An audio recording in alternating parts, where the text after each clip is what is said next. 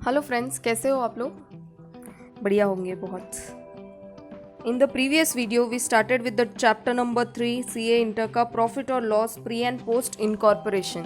तो यहाँ पे हमने ये सब देखा कि प्रॉफिट और लॉस प्रायर अगर रहता है तो this is of capital nature. Then क्या होगा अगर लॉस होगा तो, और क्या होगा अगर प्रॉफिट होगा तो। For what all things this profit is utilized, this pre profit is utilized. And then last में हमने देखा था बेसिस ऑफ अपॉर्शनमेंट, यहाँ पे स्टॉप किया था। Now to continue with this basis of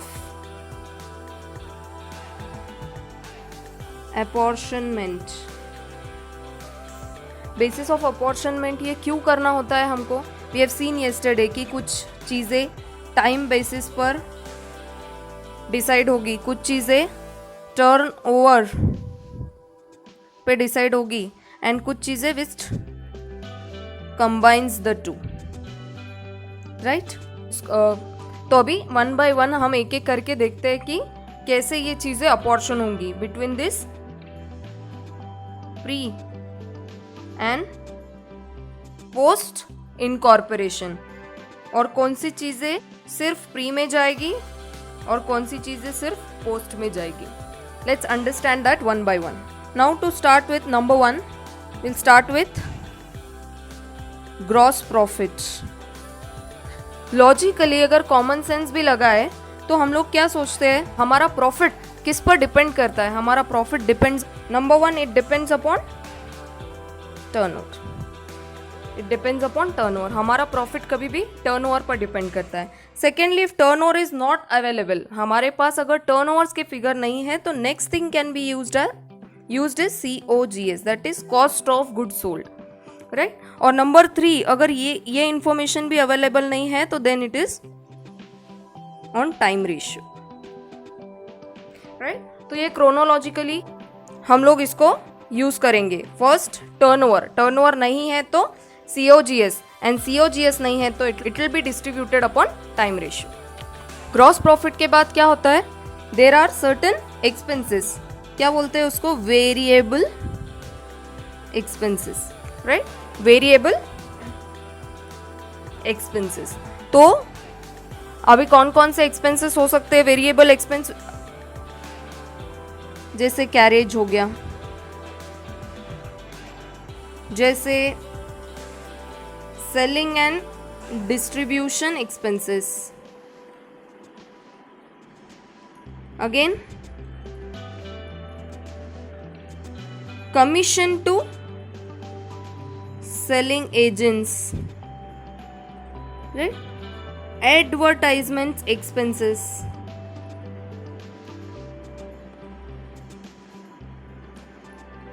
bad debts, brokerage,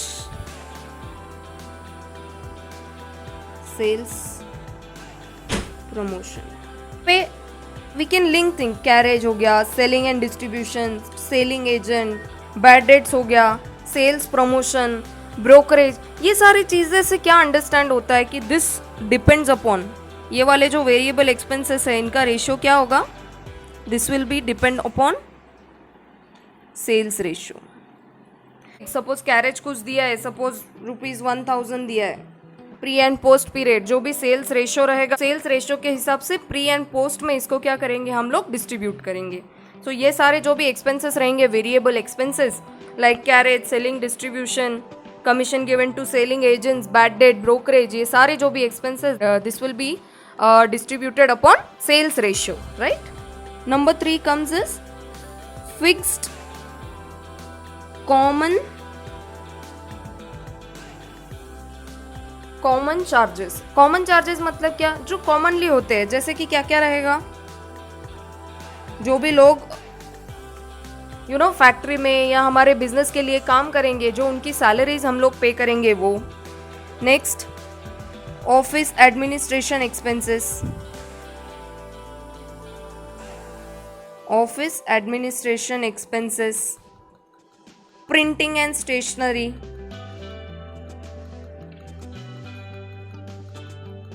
printing and stationery,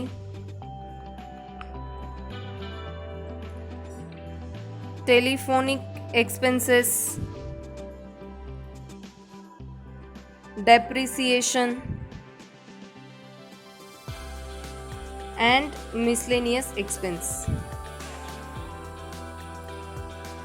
अभी ये सारे जो भी कॉमन फिक्स्ड एक्सपेंसेस है, फिक्स्ड मतलब ये होने ही वाले, चाहे आपका बिजनेस चलता हो या ना हो, चाहे आपका सेल्स हो रहा हो या ना हो, ये सारे जो एक्सपेंसेस है ये by default are going to happen. Salary आपको देनी ही पड़ेगी, ऑफिस एडमिन एक्सपेंसेस, रेंट वगैरह आपको लगता ही रहेगा, प्रिंटिंग स्टेशनरी एक्सपेंसेस चलते रहेंगे, टेलीफोनिक एक्सपेंस, दूसरा डेप्रिसिएशन भी, जो भी मशीनरीज वगैरह ऑफिस में यूज होती है उसका depreciation would be charge irrespective of whatever your business happens or does not happen। तो इसको इसलिए क्या बोलते हैं, फिक्स्ड कॉमन एक्सपेंसेस।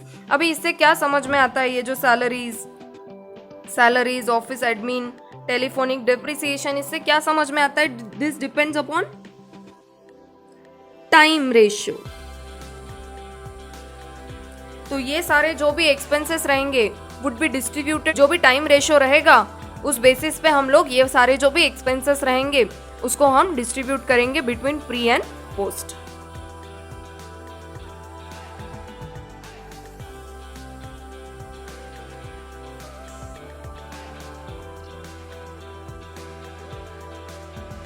अभी क्या होता है, कुछ एक्सपेंसेस सिर्फ प्री वाले पीरियड में डाले जाएंगे, जैसे कि क्या हम लोगों ने कल देखा था, जो भी इंटरेस्ट रहता है, बिजनेस खरीदने के लिए जो लोन लिया, जो हम उस पे इंटरेस्ट पे कर रहे हैं, वुड बी टोटली जो भी उसका इंटरेस्ट का खर्चा रहेगा वो प्री में जाएगा। Only this one item would be gone in pre वाला पीरियड। इसको क्या बोलेंगे, interest on vendors capital, right, interest on vendors capital. Post, अभी बहुत सारे एक्सपेंसेस रहेंगे जो सिर्फ पोस्ट में जाएंगे, क्योंकि यहाँ पर एक बार इनकॉर्पोरेशन हो जाएगा ना, here the company is incorporated, तो अब ये पोस्ट में कौन कौन से एक्सपेंसेस जाएंगे। Number 1 formation expense,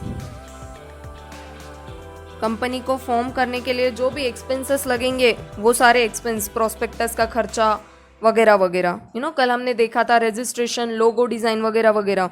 formation expense which can also be called as preliminary expenses, preliminary expenses। Number 3 interest on debentures, अगर कंपनी लिस्ट करनी होगी हमको स्टॉक एक्सचेंज पर, तो डिबेंचर्स और शेयर्स भी ये लोग क्या करेंगे, इशू करेंगे। तो जो डिबेंचर्स इशू होते हैं उस पर ये लोग क्या डिस्ट्रीब्यूट करते हैं, इंटरेस्ट पोर्शन। तो दैट इंटरेस्ट पोर्शन जो भी रहेगा खर्चा उसका, वो पोस्ट पीरियड में जाएगा। Number 4 share issue expense. Number 5 under writing commission. ये क्या होता है underwriting commission? For example 1 lakh shares subscription के लिए निकाला है, राइट, सपोज ये आईपीओ आया है, तो ये क्या होता है कि अगर ये जो कॉमन पब्लिक है, कॉमन पब्लिक, ये लोग अगर इन लोगों ने सब्सक्राइब नहीं किया या फिर इसका अंडर सब्सक्रिप्शन हो गया, तो क्या होता है, कुछ लोग होते हैं जिनको क्या बोलते हैं, अंडर राइटर्स। तो ये लोग अंडर राइटर्स क्या करते हैं, उन शेयर्स को सब्सक्राइब करते हैं, तो उन शेयर्स को सब्सक्राइब करने के बदले उनको मिलता है underwriting commission, right, that is called as underwriting commission. और शेयर्स तो इशू कब होंगे, पोस्ट पीरियड में ही, पोस्ट इनकॉर्पोरेशन में ही होंगे। तो दैट अंडर राइटिंग कमीशन जो भी देंगे वो कहाँ जाएगा, पोस्ट पीरियड में जाएगा। Number 6 directors fees and remuneration. Director कब अपॉइंट होगा, when will be the director appointed, after the company is incorporated, but obvious है वो कि डायरेक्टर कब आएगा कंपनी में, आफ्टर इनकॉर्पोरेशन। तो directors fees and remuneration, all these expenses would be gone in post incorporation period. Next, audit fees। There are two types of audit. कौन से audit होते हैं? Two types of audit. One is company audit, one is company audit and one is tax audit. Under section 44AB. अभी इसका कुछ criteria है, that is turnover 1 crore वाला criteria. If business crosses the turnover of 1 crore then it is required compulsorily do the tax audit. तो ये जो company audit है, company audit का क्राइटेरिया क्या है? इसका first auditor is itself appointed after 30 days of incorporation. Right? After 30 days of incorporation. मतलब इसका सारा का सारा जो भी खर्चा रहेगा वो कहाँ पे जाएगा? पोस्ट में. राइट?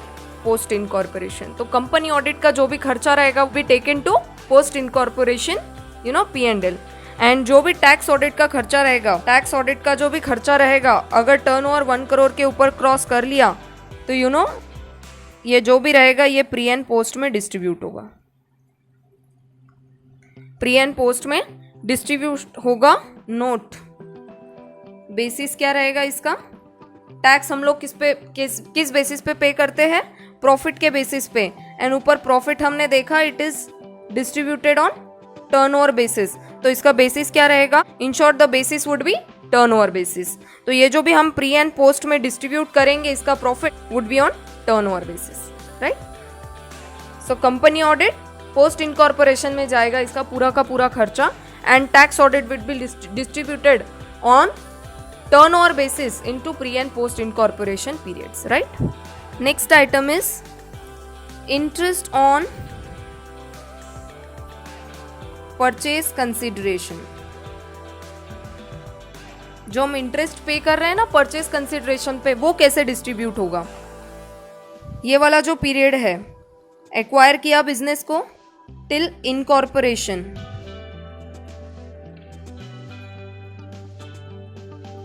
दिस पीरियड, इसका जो भी रहेगा वो कहाँ जाएगा? This would go in pre. और इसके बाद का जो भी इंटरेस्ट रहेगा would go in post. Right? तो प्री का प्री में और पोस्ट का पोस्ट में. सो इंटरेस्ट का खर्चा ऐसे डिस्ट्रीब्यूट होगा. And one important note here, ये जो भी प्रिलिमिनरी एक्सपेंसेस है ये सारे हम लोग पोस्ट पीरियड में डालते हैं. But if there is any pre incorporation profit, तो इस प्रॉफिट के बदले हम लोग इसको क्या करते हैं? प्रिलिमिनरी एक्सपेंसेस को सेट ऑफ करते हैं. कल हम लोगों ने देखे थे ना, इंटरेस्ट एक्वायर करने पे जो भी गुडविल अराइज होता है, bonus shares, partly paid up shares, उसके बाद में over valued assets, and next हमने एक देखा था प्रिलिमिनरी एक्सपेंसेस. तो प्रिलिमिनरी जो भी एक्सपेंसेस है वो एक्सपेंसेस पूरा पोस्ट में जाएंगे. But if there is any profit, जो भी प्रॉफिट अगर कुछ हुआ होगा प्री इनकॉर्पोरेशन में, तो उसके अगेंस्ट इसको क्या कर सकते हैं? सेट ऑफ कर सकते हैं. So that's it for today, guys. So the questions given in the study mat are on the basis of these all things only: time ratio, sales ratio, and all the other things. And tomorrow or in the next video, solving one question to understand all these concepts we have learned till now. How to calculate sales ratio, second time ratio, है ना, time ratio and sales ratio. And third thing, to distribute this in P&L account. And fourth thing, to solve this question on pre, post, and इसका P&L banana, and then balance sheet. हमने कल देखा था ना, loss हुआ तो that would be goodwill, and अगर profit हुआ तो that would be called as capital reserve.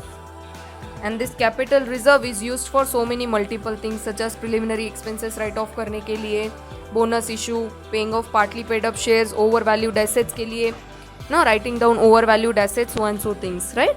So we'll be seeing one particular question tomorrow or in the next video. Thank you so much, guys. If you like this video, please subscribe and do not forget to hit the bell icon button. Thank you.